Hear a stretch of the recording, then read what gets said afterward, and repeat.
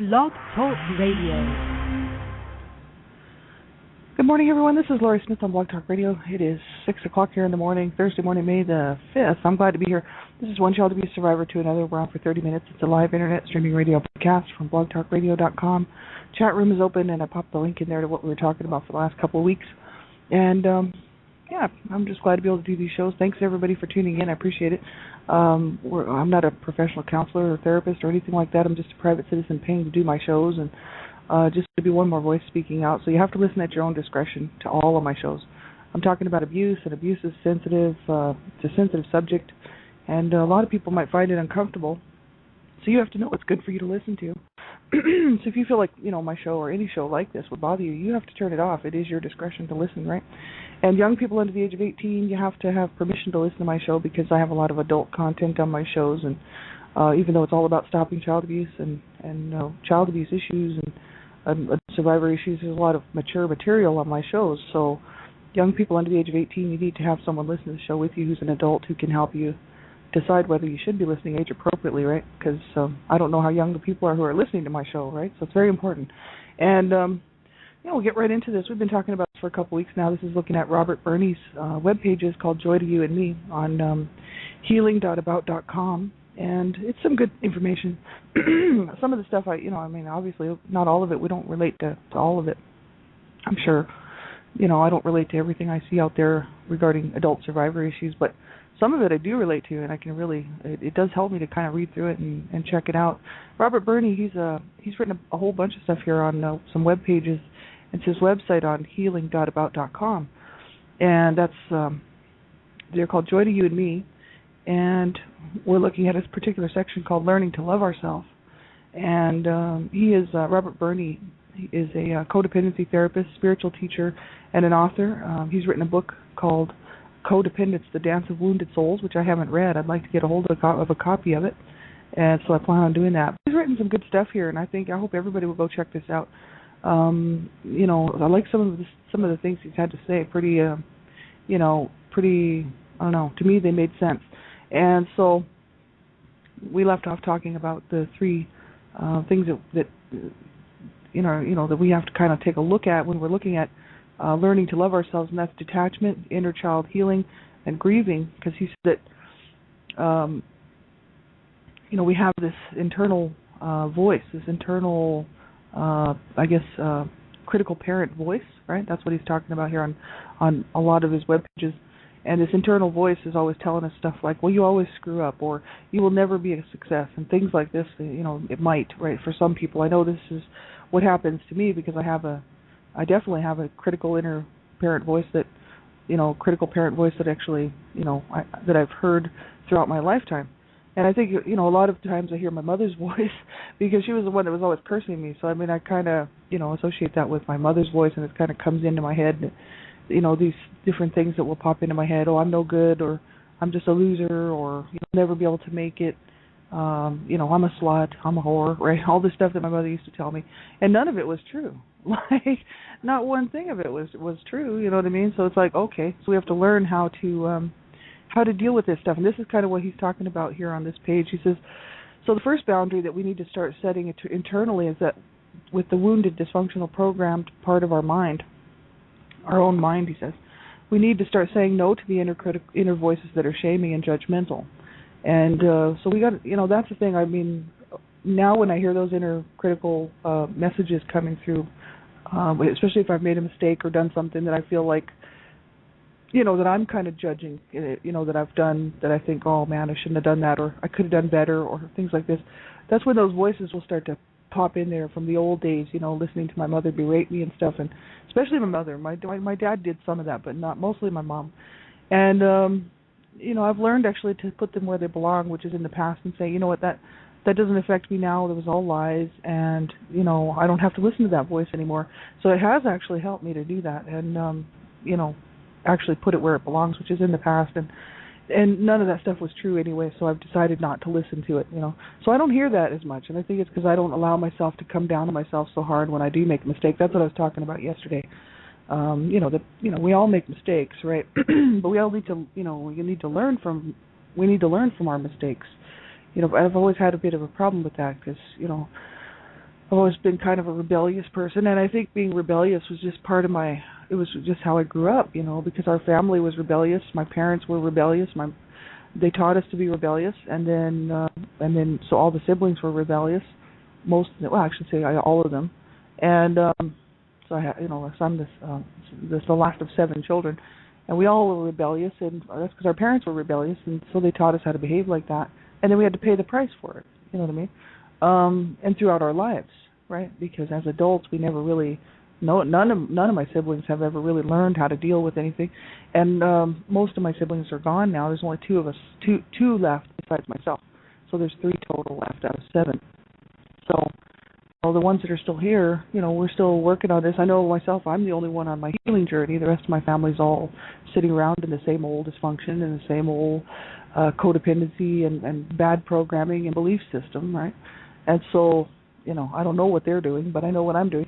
And I'm just trying to learn how to get over this stuff, you know what I mean, and how to deal with it and how to not let it destroy my life. So we have to realize that those old voices that come in to haunt us, those are not, probably were a bunch of lies in the first place. And so why are we paying attention to them? That's the big issue. Gayla was like, why am I listening to my mother's voice? My mother's been passed away for like 16 years, and those memories that are in there, those are memories. They'll probably be there for forever, but I don't have to pay attention to them. I don't have to let them ruin my day because they can no longer affect me. So basically I have to come to some sort of understanding, I guess, within myself that those old messages that were given to me a long time ago do not really relate to they weren't real, they weren't true, and they don't even relate to my adult life, right? So why I'm allowing them to come in and cause me to have a bad day or to feel down or whatever is an issue. That's a question I started to ask myself. And I thought, I don't have to listen to that stuff anymore. So I've actually tuned them out, and I don't even have nearly as many episodes as I used to of like flashbacks and listening to my mom's voice anymore, because I've started to realize that was all garbage anyway. None of it was true, so why am I listening to it? So, it has helped me to do that. But, everybody's different, right? And sometimes people need help, and, that's why I'm just doing all my stuff self-help, right? Because I can, right? I'm not going to hurt somebody or myself, right? I'm able to do this, but not everybody can. So that's why it's important for people to realize, survivors, to think about what your needs are. Do you need, whether or not you can do this on your own, or if you need some help with group support or a therapist, counselor, whatever it may be that a person might need. There's no shame in that, right? No shame at all. I was saying that on a show the other day that I made a commitment to myself that if I needed to get professional help, I would do it. Because 2 of my siblings killed themselves, and I thought, they had every opportunity to get help. They didn't want help, and I thought, I'm not going to go that route. I made a real commitment to myself to not allow myself to go that route, and that if I needed to, I would get professional help. So I felt like when I started my healing journey, I thought, man, if I get, going in my healing journey and I really can't cope and I'm having a hard time, I'm just going to go get some professional help instead of allowing myself to end my life or to destroy my life because I don't want to reach out, So that's the thing. It's important to get some help if you need it. There's no shame in that. But we have to kind of think about what we need. Some people prefer group support. I actually did a little bit of group support, on online group support, which was great because it just went with my schedule. I was able to get online after work or, whenever on the weekends and chat with people who've been through the same things or similar things in their life, and they knew where I was coming from, right? So it was really it was great, actually. Those people were very helpful to me in the very beginning of my of the real work of my healing journey.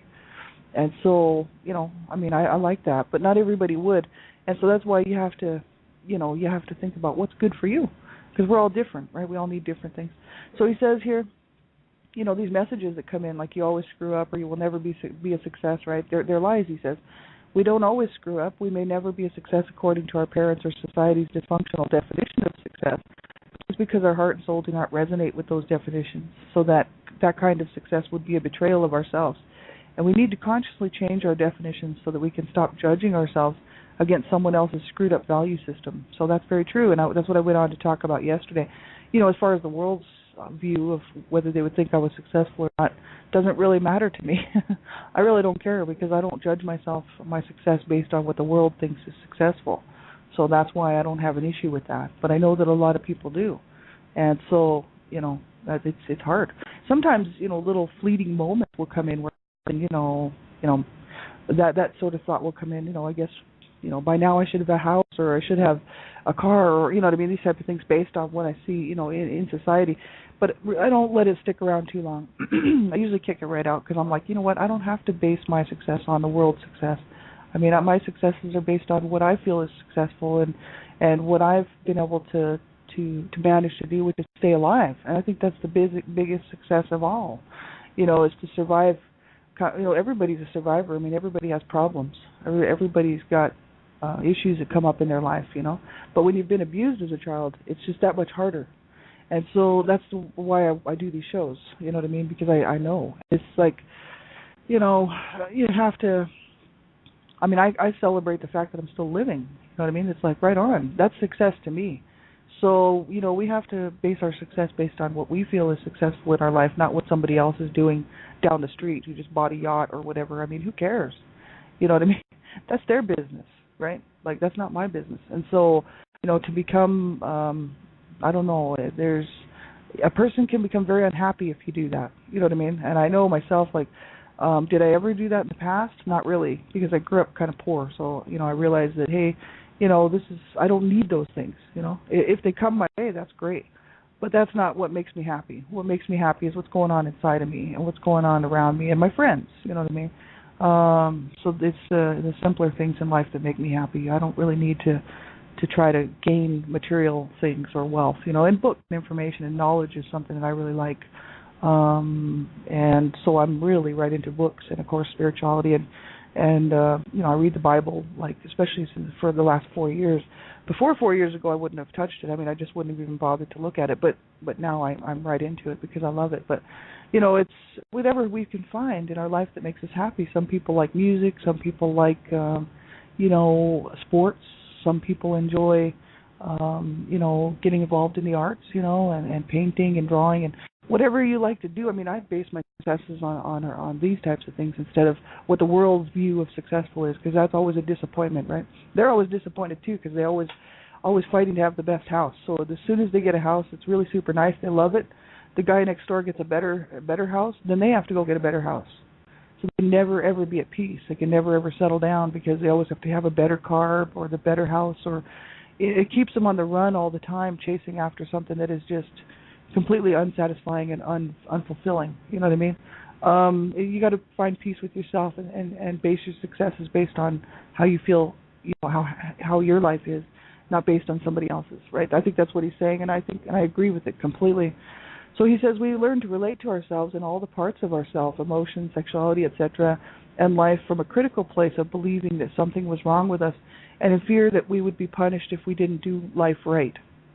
Whatever we're doing or not doing, the disease can always find something to beat us up with. So he says, here's an example, like I have 10 things on my to-do list today. I get 9 of them done. The disease does not want me to give myself credit for what I have done, but instead beats me up for the one I didn't get done. And so that's an issue that we were talking about yesterday, that I kind of feel that I have a little bit of that. You know what I mean? Like, I'll accomplish a whole lot of things, but if I don't get the one thing done that I didn't do, it's kind of like, oh, I should have been able to do that, or how come I didn't do that? I need to be more focused, to kind of come down hard on myself on that stuff, instead of just being happy that I got the other stuff done, and saying, well, that's good, I did good, so I'm working on that, and I'm actually making some progress in that.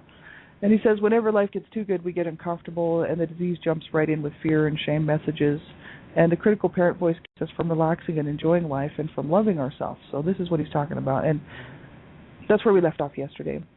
He says we need to own that we have the power to choose where to focus our mind. We can consciously start viewing ourselves from the witness perspective. It's time to fire the judge, our critical parent, and choose to replace that judge with our higher self, who is a loving parent. We can then intervene in our own process to protect ourselves from the perpetrator within, the critical parent disease voice. So he says it's almost impossible to go from critical parent to compassionate, loving parent in one step. So the first step often is to try to observe ourselves from a neutral position or a scientific observer perspective. And he says this is what enlightenment and consciousness raising are all about, owning our power to be a co-creator of our lives by changing our relationship with ourselves. We can change the way we think, he says. We can change the way we respond to our own emotions. And we need to detach from our wounded self in order to allow our spiritual self to guide us. So he says, we are unconditionally loved. The Spirit does not speak to us from judgment and shame. So I think this is rather interesting what he's saying here. It's kind of a lot to do with the inner child and, taking and being that parent to ourselves, that the nurturing one, and learning how to do that for ourselves instead of beating ourselves up, continually because, just continuing on the cycle, self-sabotage and not allowing ourselves to be happy or not going after those things that we want to do because we think we can't have a good life, we don't deserve it or whatever. I've heard people say this stuff. I was self-sabotaging, but it actually was just a bunch of behaviors that I had picked up from my parents and along the road that, were protective measures. So, that's why I was doing a lot of things I was doing in my past. And I think, I've gotten a lot of them straightened out. Probably still have more work to do there. But sometimes we don't see these things that we do. It almost takes somebody outside to take a look. And that's why he's saying we have to become that person. Step outside of ourselves for a bit and take a look at what are our behaviors. What are we doing to self-sabotage? What are we doing to not allow ourselves to heal or to go forward or to enjoy this life, And I think that's what I've been able to do, which is really good. Not everybody can do that, but I've been able to sort of step outside of myself and take a look third party at what happened to me and my family. And so by doing so, that allowed me to see what happened to the whole, from the beginning, sort of going back to take a look at what happened to my parents and then what happened to their marriage and then what they did and how come, why they did what they did to us. Of course, none of it makes any sense because it was all based out of hatred in their hearts, and evil, and really it was because they wanted to, anybody who wants to hurt somebody on purpose, not accident, but anybody who wants to really hurt somebody has got something going on in their heart that is not right. You know what I mean? Because how can you just can't do that without having something wrong in your heart. Like when you on purpose intentionally hurt somebody, it's because you've got problems. You know what I mean? They don't obviously have the problem, but you do, right? And that's my parents. Like they just chose to hurt each other and they chose to hurt us, right? And so, they had some serious issues going on in their heart. A lot of anger, a lot of hatred, a lot of bad behaviors from their parents that they picked up. And they didn't want to address it. They were told to go to counseling when they were brought up on charges, child abuse charges. They were told that if they didn't go to counseling, all the children would be removed because that was the only way we were going to be allowed to stay in the home. And my parents were just like, they didn't care. They went to 2 sessions and just kind of skirted around the issue, and we remained in the home. And but they hated each other. I mean, literally, absolutely hated each other. And I could never figure out why they stayed together. My older siblings would tell my parents, you guys would tell my mom, they'd be like, Mom, you need to get out of this. You need to move. You need to, even if you don't take the kids, you should leave, right? You should go and get your own life. And whether you take us or not, doesn't really matter. We can go into the system or we could just stay with Dad. This is my older siblings that used to try to get my mom to leave, my older brothers. And, but my mom would never leave. And then I took on that role of saying, come on, Mom, let's go. I'll get us an apartment. I was like 15 years old. And at 16 years old, they were still up to they were still fighting so many years later, still trying to destroy each other. And, this is the thing. I mean, this is what people will do if you don't change the way you feel, if you don't change the way you think. These behaviors that we pick up along the road, if we don't change those, they just keep going. You know what I mean? And that's what I realized, when I got into this relationship with my sweetheart now. Been together for like 16 years now.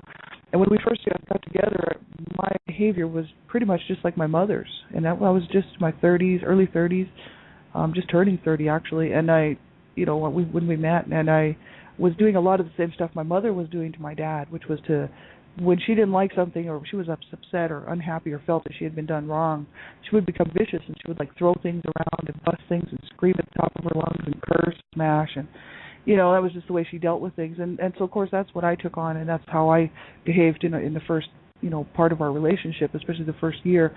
And my sweetheart was just like, he couldn't believe it. He was like, what's the matter with you, man? You've got some serious issues. And I was like, then of course I'd be mad at him, and then I'd be pissed off because he said that, and then I'd be pouting and cursing and upset, and I didn't take a good look at my behaviors, and I wasn't even aware really that was something I picked up from my mother, and that I was just continuing it on, and until he pointed it out to me. He was like, what are you doing? There's no reason for you to get this upset.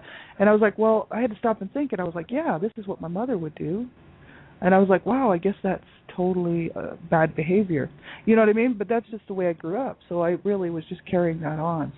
We have to learn how to change these bad behaviors and the way we feel, because this is all bad programming, and that's basically what he's saying on his web pages here. You know, this is mainly what he's talking about, is this really negative, bad, incorrect, improper, disease-like programming that we've all been put through if you've been abused or grown up in a dysfunctional family, you know, with a lot of extremely bad behaviors. And, you know, we it's not our fault. Like, you know what I mean? It's not my fault that I picked that up from my parents. But the thing is I need to correct it.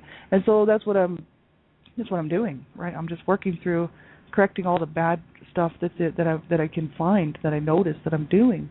And what it does is it allows my heart to heal, because in place of that comes understanding, you know, of why I was doing what I was doing and why this happened, you know. And so what it does is it allows me to work through this stuff and change my behaviors. And it's taken me a long time, you know, to get where I'm at today. Probably, I mean, I don't know if I would have gone through any quicker with the help of a therapist or counselor. I probably would have, but I obviously didn't reach out there. So that's the thing, and didn't start my healing journey till 4 years ago, right? So now I'm in my mid-40s having to deal with this stuff. But hey, better late than never. That's what I say.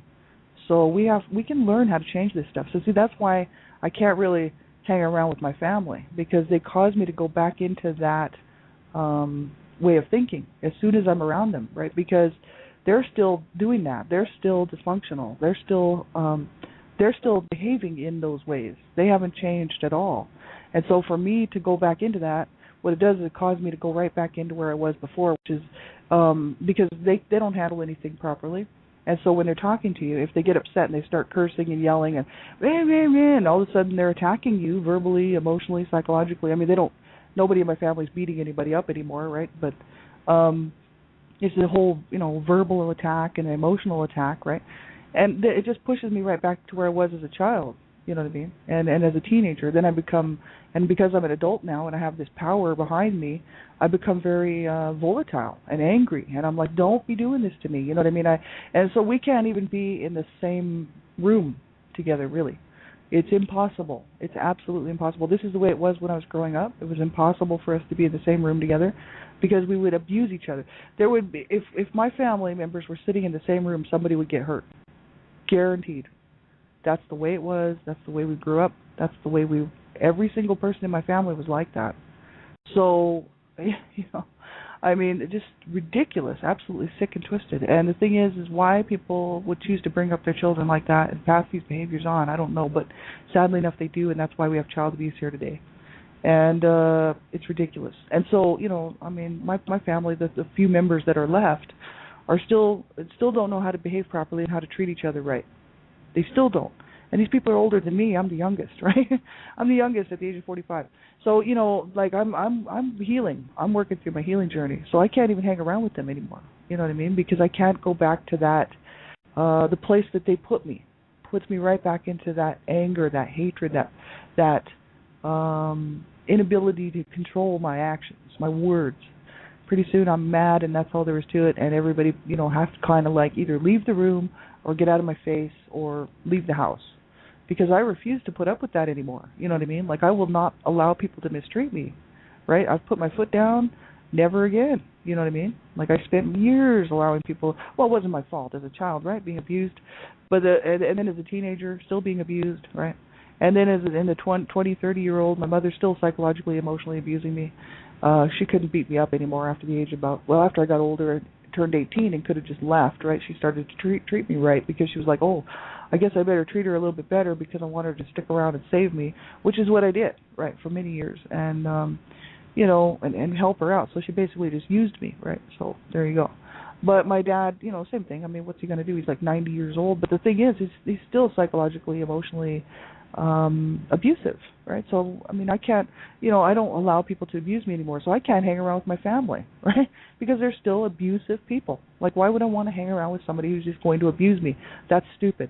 So that's why I drew the line. And you know what? It's unfortunate. To me, it's very sad, because until 4 years ago, I was still hanging around with one of my sisters who's still living.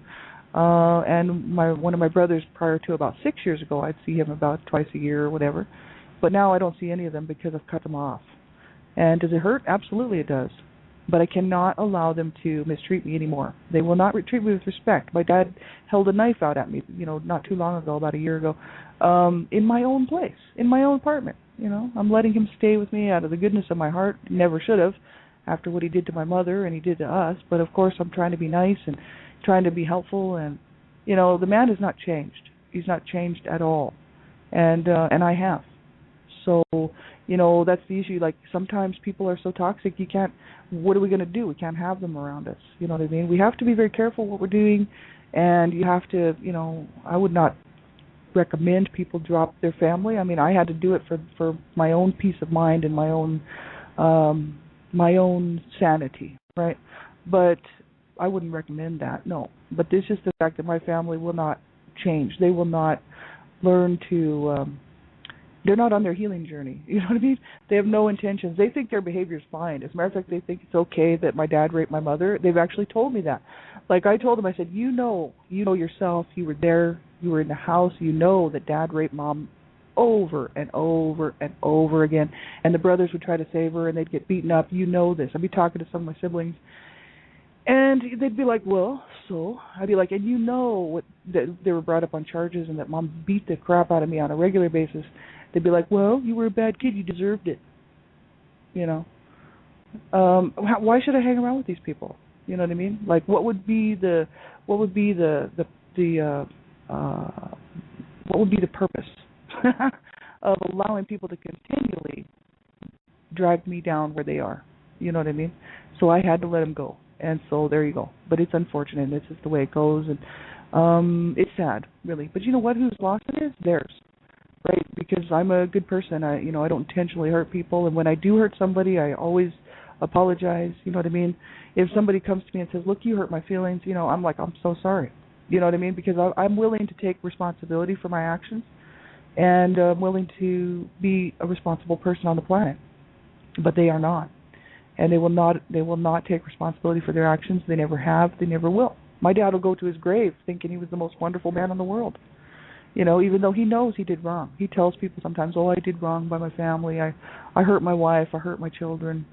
And he cries sometimes. But then, when you call him on it and you say, well, look what you did to us, Dad. He's like, well, it was the 1960s. It was the devil. It was this, it was that. It's like, was it the 1940s, 1950s, 1960s, 1970s, 1980s? Which era was it, Dad? You know what I mean? Like, was it just the 60s? I don't think so, because he would beat my ass in the 1980s. So, you know what I mean? It's absolutely ridiculous. Like, still raping Bob in 1990. You know what I mean? So he just likes to blame. He likes to blame something other than himself. He will not take responsibility for what he did. And it's just, why should I have to hang around with these people? So that's why I cut them off. But anyway, what that allowed me to do was to heal, because by doing so, I separated myself from that stuff. And what it's done is it's allowed me to really focus on me instead of this codependent family who is still so dysfunctional and so never going to change, right? They're all going to go to their graves in the same mess that they were born in. And that's unfortunate, but there's nothing I can do. It's their choice, right? They make a choice. They feel that it was okay that what happened to, it was all right that my dad abused us all. It was okay that my mother abused us all. It was okay that my dad raped my mother. That's what they think, and that's what they say. They will even say it. They'll be like, oh yeah, it was fine. It's like, no, it wasn't fine, because I saw the aftermath of what my mother went through. I saw what the aftermath of what my brothers went through, right? I'm willing to be honest and open about it. They're not. And because it was so disgraceful, so disturbing, so outright disgraceful. And so I think that their minds won't allow them, for whatever reason. They probably need a little bit more help than self-help. They probably need some serious psychological help, because they're not able to even look at it properly. A woman has a right to her own body. So for them to say it was okay that my dad raped my mother is incredibly wrong. I can't even be in the same room with them, because they will not acknowledge. You know what I mean? That is wrong. And they hate what I'm doing. As a matter of fact, they said that they absolutely hate what I'm doing. They hate that I'm fighting to stop child abuse. They hate that I'm the Canada Regional Director for Dreamcatchers for Abused Children. They hate the fact that I'm healing, that I wrote my book, A Life of Death and Redemption. They hate the fact that I'm a Christian. They hate God. They hate love. See, my siblings are a product of my parents. And my siblings did not ever try to change their heart. And so I really like what this Robert Burney says here. We have to change the way that we behave. We have to change the way we feel.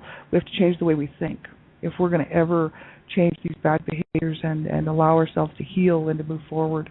And we have to do it. And so you have to sometimes we have to get help with this stuff. So make sure you do.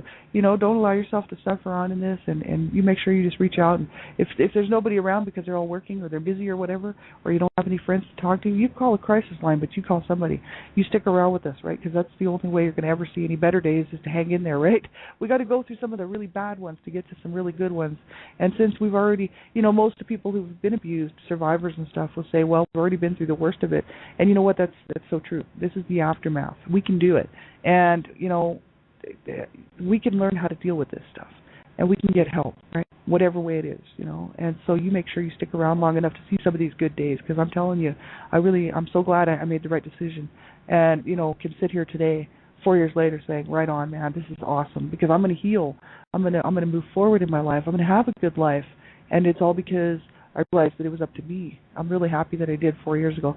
And, so that's what I just wish for everybody else. You know what I mean? It can happen, but it does take some work. It takes some effort, and sometimes it takes some reaching out and getting some help, right? So make sure you stick around. We'll talk to you soon. Have a great day.